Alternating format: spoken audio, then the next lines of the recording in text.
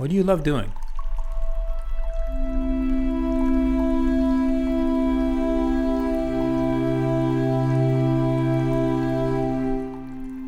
What can you get lost, lose sense of time when you do? Yeah.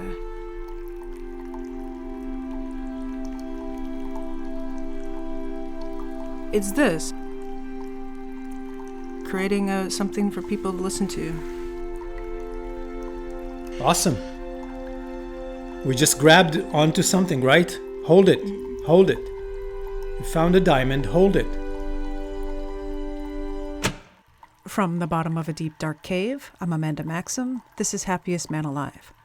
Find us on the web at happiestpodcast.com.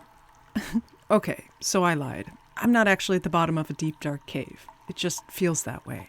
I'm actually sitting here at the desk in my bedroom, working on this episode, and feeling anxious. Let me explain. The last time I talked with the Happiest Man Alive, he asked me to continue on with phase 1 of his happiness system, observation. I'm looking at myself and trying to figure out, scientifically, what I really want. You really need to want, passionately desire something. He calls these things diamonds. Diamonds are very special values. They're special because they connect with your sense of who you are. They're deep and they're rare, and they could give your life purpose. You have to dig deeper and to understand what truly, truly touches your soul. And as I said, you're looking for the diamonds. They're very deep and they're rare. And once you find it, you feel whole. The idea of diamonds is that if you know scientifically what you passionately desire, make a plan to go after it, and then relentlessly pursue, that's what it means to be happy. At least that's what I heard. Building a muscle of observing yourself is just something you have to go through because that's a prerequisite for any pursuit of happiness. It's really getting to the point where you build a level of clarity in your mind about yourself, about what you love about this life. So clear that suddenly you feel motivation. So clear that you feel self-confidence to actually act, to quit that job and start a new one, to do all kinds of things. So that's what you're mining for, the spark that lights a fire. So I've been observing myself. For me, that's meant recording myself introspecting about the things that I love about life, good things, and what's behind them. When I look at the data, the evidence is stacking up. All right, so more good things. I really love editing. Editing is so much fun, especially when it's sound. I love storytelling, I love music, and I love working with my headphones on. And it just feels so cool. I got to do all those things today because I got to work on the podcast. It's awesome. And so after much thinking, I believe that I've discovered a diamond. And you're listening to it. It's making a podcast. This podcast. But it's not having the intended effect. It's supposed to be the spark that lights a fire of motivation. But instead, my recordings are starting to fill up with anxieties. Here, listen to this. From the empty parking lot near my house, I'm Amanda Maxim. This is Happiest Man Alive. I came out here so I could pace around and try to be scientific about my feelings. The Happiest Man Alive says that happy people know how to introspect, know how to access the world inside of them and figure out what's going on. This morning, I woke up with a tingling feeling in my chest. And I realized that that's been happening a lot lately. You see, I'm supposed to be at my desk. Actually, so while we're talking about it, I have 2 desks. Desk 1 is my teaching desk. I'm a professor there. I do all my teaching and tutoring. And desk 2 is the podcast desk, the desk in my bedroom where I do my creative work. And right now I'm supposed to be at desk 1 teaching, but I canceled my class because when I sat down to start teaching, I felt sick to my stomach. And this is not good. So I thought I would better come out here, try to figure out what's going on. It's definitely anxiety. It's that tingling feeling, the crushing feeling, like your heart is being crushed and you can't really figure out why or where it's coming from. I feel like I've been down at the bottom of a cave and somebody just turned the light on. I can see where I am and it's not good. And where I want to be is up there, and it's so far away, and I don't know if I'm going to be able to get up there.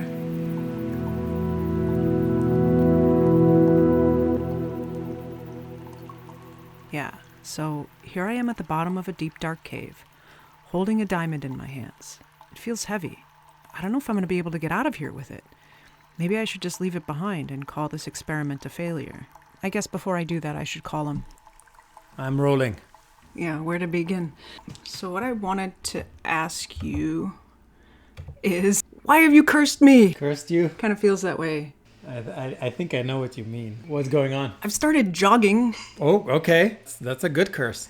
Yeah. Well, before you say, yeah, good job, way to go, get healthy, whatever, it's inadvertent, not like trying to. It's just, I walk and then all of a sudden I'm like, just gotta run. Okay. Well, what else? Tell me a little bit more. I feel like really kind of lost in my head right now. I went to the doctor this week and it's on the 6th floor, and so you can look down into the parking lot and there's men working down there and they're pulling up brick. I'm watching the people come and go, trying to stare out the window and listen to my music, and I don't want to be disturbed, trying to process. You know when someone wants to talk to you, right? And she comes up to me and says, "You've heard about the fire? There's a fire. It's burning all around you. It's burning everywhere. Can't you see the smoke in the sky?" And I just started to laugh. Oh man, I didn't even know that there was a fire. What did you feel? Why are you telling me this? Because I feel like I'm really trying to process pretty hard and I keep crashing. It's like, you ever ask your computer to do something really intense? Yeah. And then yeah. you can't just like check your email. It's gonna crash it, and I guess that's why I said it. That's the curse. This kind of state of mind, this awareness that is leading to nowhere. Yeah, it's just a lot of mixed up stuff. It feels like I made some decision that I'm not aware of, and I can't figure out quite what it is. In a way, the curse is that the fight is beginning. It's the fight within you. And it's so confusing because you don't know what the fight is about. You don't know who's fighting who. What are the tools in which you fight? What is victory? The way I would clarify what you're going through is some kind of a new awareness of something possible that ignites something. Let's call it side A of your brain. And there's a lot in side B that says, no, we don't want that. There's a lot of resistance. There are two rivals, the safe part that wants to be quiet and comfortable, and new thoughts that are coming in and disturbing it, right? It's also, I am really having a hard time sitting at my other desk. Yeah, lack of motivation, like you don't know, you're losing it. Yeah. Oh, which desk? The teaching desk or the podcast desk? The teaching one? Yes, that's the one. That's part of it. New thoughts are entering and threatening. Look, let's think about it as a challenge, okay? Let's try to think about it positively. You have your life. You have Amanda is Amanda right now. Happy, super happy, fulfilled. I'm 10 out of 10. No, right? Right. You said you're turning 40. So you got a lot of baggage you're carrying with you that is Amanda. And if you want to see something different moving forward, there's going to be change. Change is risky. And the baggage is fighting the new and the risky. And it's going to be a battle. And who's going to win? Is it the potential, the opportunity, the new, or the habits, the resistance, the anxieties, and so on? The way I like to think about it is that it's all me. And every part of me needs to want to be better and happier. I need clarity. Things are a fog in your mind. You're listening to music, you're watching out the window, you're seeing brick, people are asking you about a fire, images come to your mind, you don't know what's going on, you see some lack of motivation, and you have new thoughts in your mind, and you're all confused. You're in a fog. And the best cure for it is clarity, and then action. And the thing that underlines clarity and action is reason. Thinking rationally about what's going on. Because you are who you are. So you're not disappointed of you, and you're just aware by just looking at it as a scientist. So maybe I can help you a little bit because I've been through there, and I feel your pain. You took like a first step in a long journey that's not going to be easy. It's going to be tough. It's mentally challenging, but it's rewarding, and that process is everything.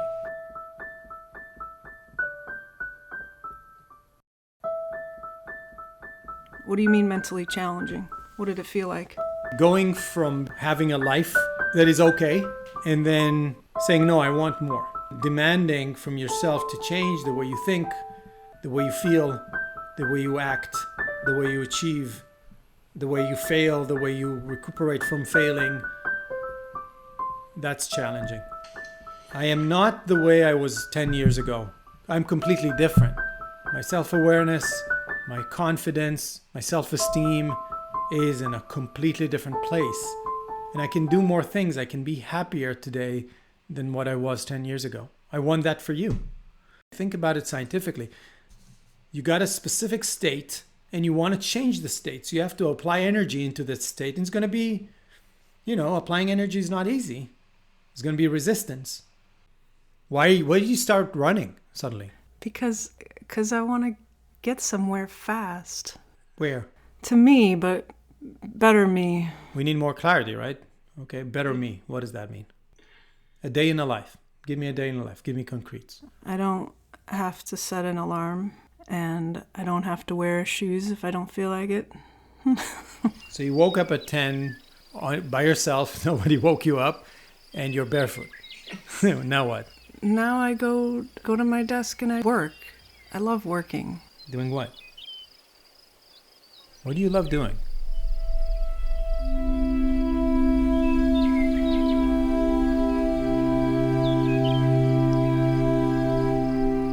What can you get lost, lose sense of time when you do something? Yeah. It's this, creating something for people to listen to. Awesome. We just grabbed onto something, right? Hold it. Hold it. You found a diamond. Hold it. This is it. That's what you want to do. Forget about sleeping. Forget about barefoot. Forget about waking up without an alarm clock. This is the diamond. That's what you're going after. Doing more of this. And getting better at it. It's your job. You enjoy it. It fulfills your life. You're happy. You're productive. You're proud of yourself of doing this right. Okay? Can you hold on to that for a second? Yeah. Hold it. It's yours. You found something that you love about this life. This is, what do you call the thing that Iron Man has in his chest? This glowing, the thing that gives everything the power, the energy. Hold on to that because everything is around this. This is you. There are other things like it. Who you love, what you want to do with your kids, vacations, hobbies. But this is a big diamond. I want to create content that people listen to. I love the medium of podcasts. I want to be the best podcaster in the world. That's it.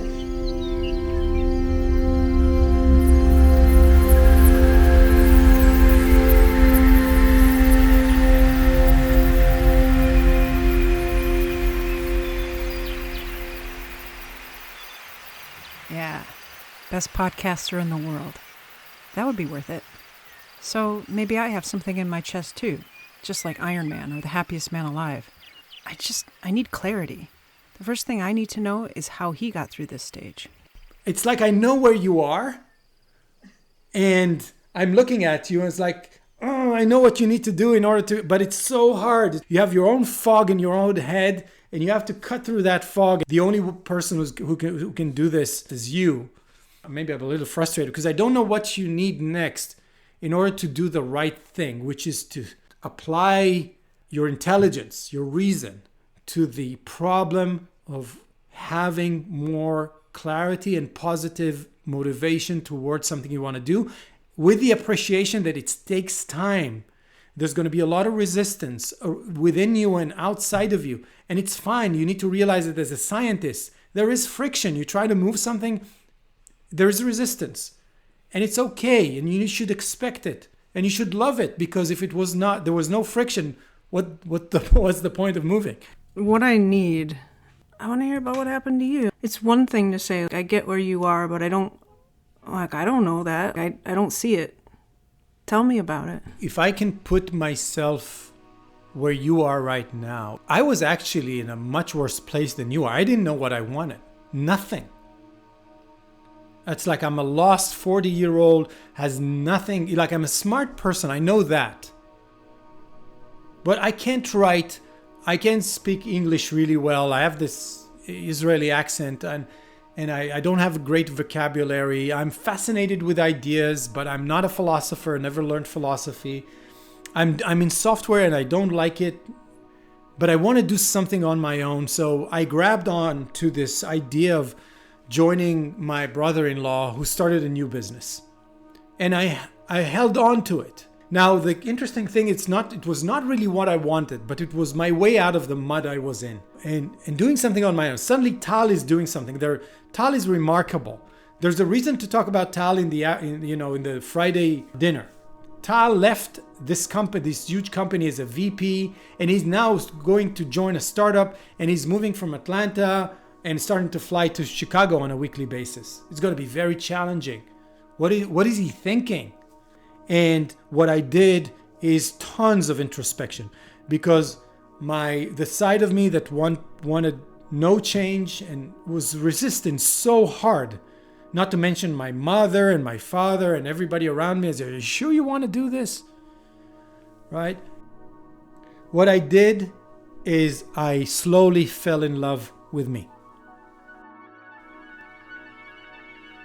And I told myself I'm doing this because I care about myself. I want to live a good life. So I took that and I didn't give up. I fell on my face so many times, and nights where I couldn't sleep. Literally, I couldn't sleep. Why? Thoughts in my head. It's like, what are you doing? Are you crazy? Are you taking too much risk? What's going to happen? The kids are going to starve. Your wife is going to hate you. You don't know what you're doing. You've never done this before. You're going to fail. You're not smart enough to do this. You were never a real entrepreneur. You were a really good executive, but only when things were clear, and you're going to this area where there's so much lack of clarity. We don't know what product we're building and for whom. How would you figure it out? You're so creative, but you never get things to the point where they're really concrete and you act on it, and you start going to the gym and then you give up in like 3 weeks. So what makes you think you can carry like this burden of creating a new company? So much self-doubt. When I say hold on to the diamond, it's at the toughest of time. You look down and said, it's in my hands. I want that. That's why I'm doing this. This is worth everything. Yeah, I'll share with you. It was so hard with family and friends around me. It was not really supportive, because it was like, oh, he's going through a crisis. He read that book and now he's going all in on it. It's like, when you go back to religion in Israel, they call it, there's a very interesting term, like you found the answers is a bad thing.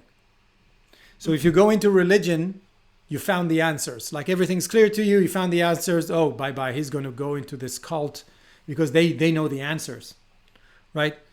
When you come out of religion in Judaism, it's like you're going back with a question. So I was telling everybody, I found the answers. I know everything. I found the right philosophy. I can figure out everything. I can figure out myself, happiness, politics. Ask me anything. And everybody's like, Have you heard what happened to Tal? So you can imagine how much stress that is, with the stress of flying out every week to Chicago and starting to build a company and hiring and working 20 hours a day. I lived in this small apartment by myself. I forgot to eat. I was exhausted, but it was such a wonderful journey. And I was right, Amanda. All way through. I'm still right.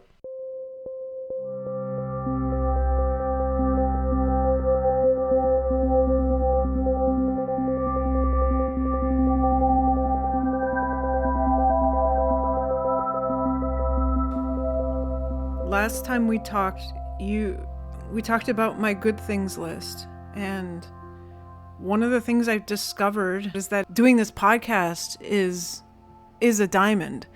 I thought this was supposed to be like an experiment about happiness, but it seems kind of like the opposite, because I'm holding this diamond, but it actually kind of feels more like a curse. Like I feel really frustrated. I don't know what to do with it. It's like it's energy, but it's leading to nowhere. So you're supposed to be the happiness expert. What's going on? Your value is not real yet. You're not holding the diamond. It's still an abstraction. It's maybe somewhere up there in the cloud. Amanda should do podcasts, which is a good thing, but it's not in your hands yet. It's not even close to real. Right. It needs to be worldly. It needs to be real. It needs to be messy with all the messiness that reality requires, right? You need to make it happen with all the constraints and all the issues that come with implementing it in reality. When I wanted to start the book, I was walking around for years being frustrated about the fact that I feel like I have a book in me and I know how to write, but there's no book. And it was frustrating. I knew what the value was. And then one day after I read Ayn Rand's Fountainhead, I decided I have to communicate those ideas to my kids. So I started writing those silly little children's stories about virtues. And they were good. The kids wanted me to write another one and another one. So I wrote like 13 of them. And before I knew it, it's like, wow, I have those stories about this girl called Sophie. And maybe I'll put them together into something bigger. And then I wrote it, and then there was a book. It felt like the diamond was coming out of the earth, not from the hovering cloud above me, right? It was not this abstraction of, this is what I want. I'm going to be frustrated till I get it. It came from doing things. So unless you pull it down to earth and you say, okay, if I really want to derive happiness from this gem, like a podcast, I need to make a podcast. I need to know exactly what it's about. I need to know exactly how I'm going to record it. And then push through the messiness of getting things concretized in reality.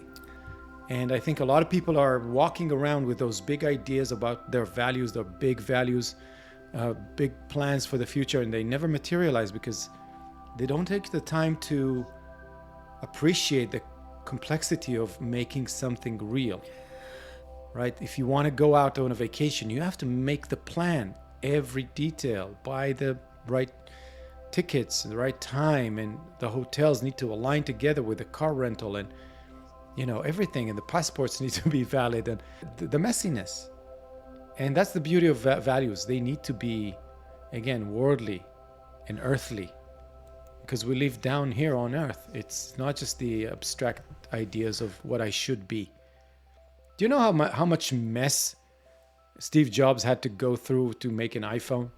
No, I can only imagine. Yeah, it was horrible. I'm sure he did not enjoy the whole, a lot of the process. So you're saying that I'm frustrated because it's not yet real to me. You have to make it real. And it needs to be brought down to earth.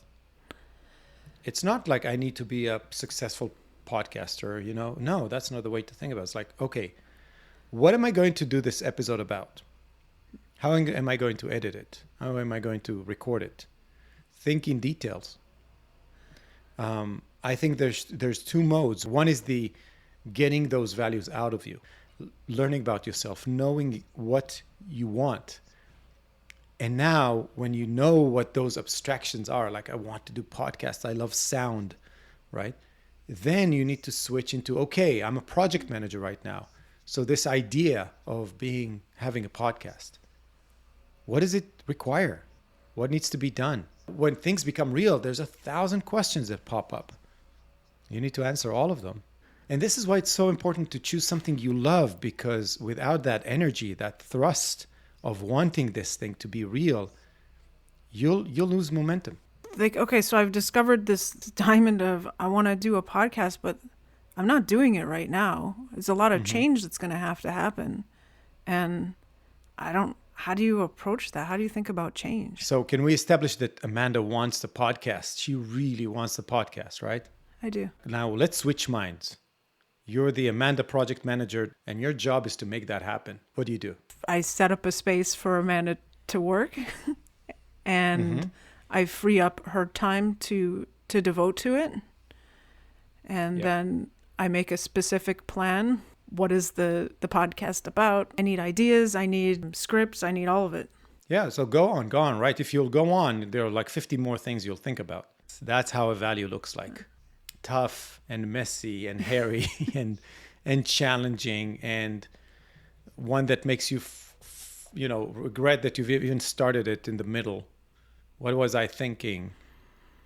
But you go back to the attitude of loving values, leaning on life, knowing that happiness, the building blocks of happiness are values, and it's your job to discover them and then go out and try to grab them in reality, make them happen with everything that goes into it. Because you need to detach yourself a little bit from all of the resistance to change that comes with taking a step forward. This is supposed to lead to happiness, right? Yeah. Okay.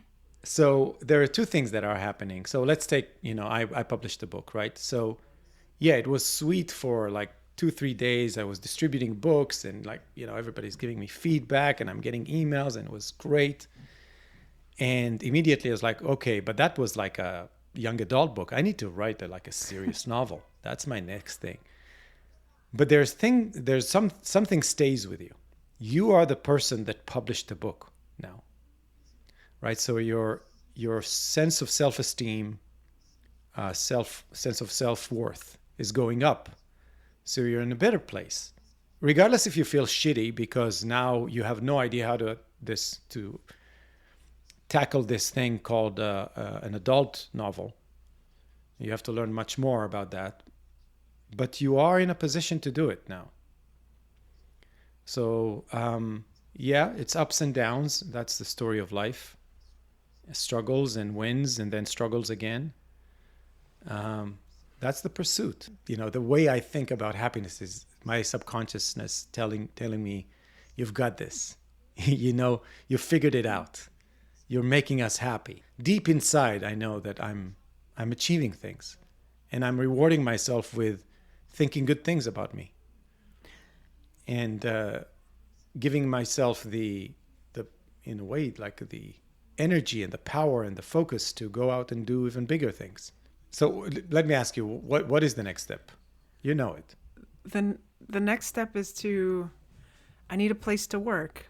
So it's cleaning out my closet and making it into a proper recording studio. Step one. That's the thing. I wanted to ask you if you have the idea and you have the script for that podcast. So this one is about how I'm feeling frustrated because I discovered a diamond and it feels like I'm at the bottom of a cave holding something really heavy and I don't know what to do with it. And you're telling me that the way that's out of the cave with the diamond, is to make a plan. Carry it out of the mind. Bring it to earth.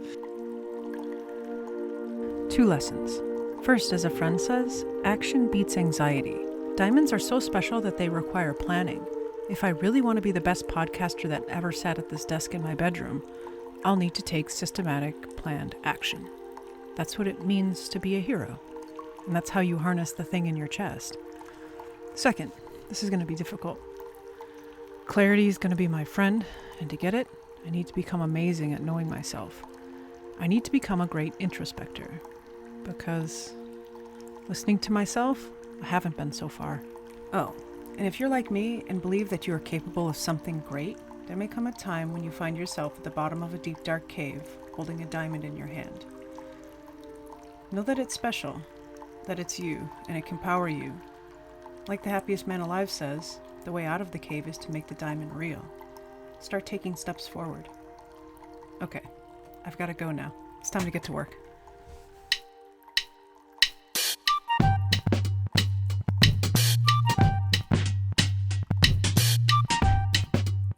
You've been listening to Happiest Man Alive. This podcast is produced by me, Amanda Maxim. Find us on the web at happiestpodcast.com. Thank you, Don Watkins. Music and sound was by Poddington Bear, Shagamoose, Death Sip, Lost Dream, Blind, Yoshi82, Logan Circle 2, Archives 84, Archtext, Dan Joe Cross, Soundscapes 55, Frodabang, and Tebow.